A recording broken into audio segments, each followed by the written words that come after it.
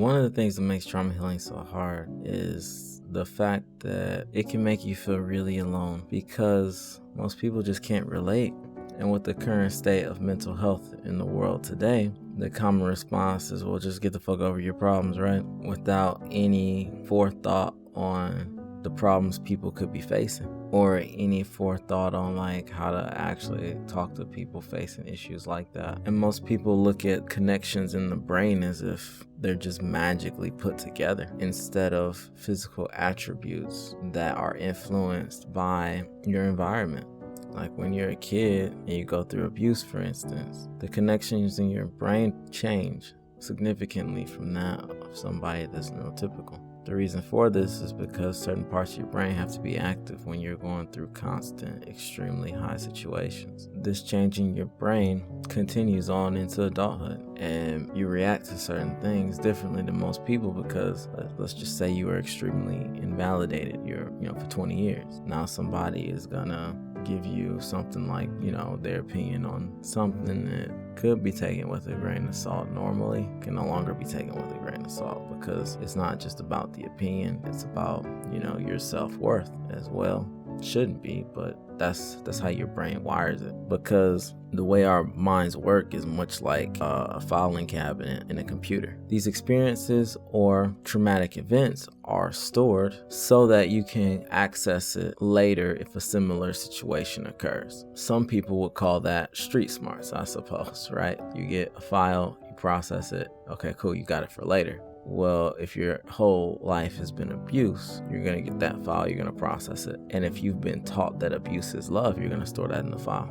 And that's going to be like, okay, this is love, And that's actually what happens, as crazy as it is. Because like what neurotypical people don't understand, and that's what makes it so lonely, is people that are traumatized is like, imagine like, how you turn your bike right and it goes right, and you turn your bike left and it goes left. Well, for people that grow up in extreme abusive childhoods, it's like you turn your bike right and then it goes left, and you turn your bike left and it goes right. I've actually got a video on that, and this guy actually did an experiment with that. He said he thought it would be easy, and at the very least it was 8 months that it took him to learn how to ride that bike. And it's the same thing with people that go through a lot of abuse. To be able to ride that bike of relationships and relationships to people, it's like we want to go right, but our handle goes left. You know what I mean? And that same principle could be applied to trauma healing, except in a more complicated form. Because managing relationships, emotion, and honestly, in general, just being human is way more complicated than just riding a bike. There's so many moving pieces there. And unlike a bike, which only has one way to learn to ride it, there's like infinite ways to live life.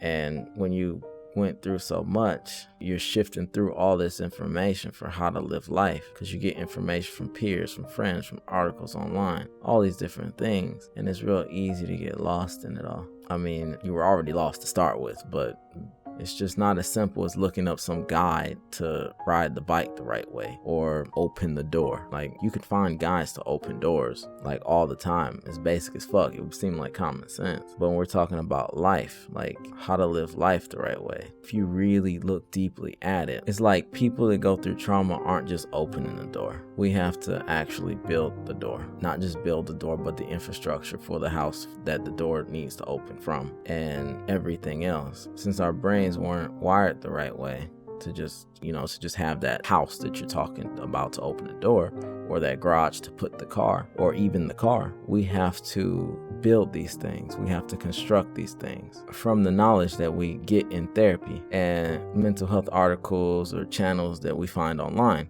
Whereas you were just gifted with a car, you were gifted with a home and with doors in it. Easy. Open the door, you have the door. But if you had to build that house from scratch, it just wouldn't be the same, my guy.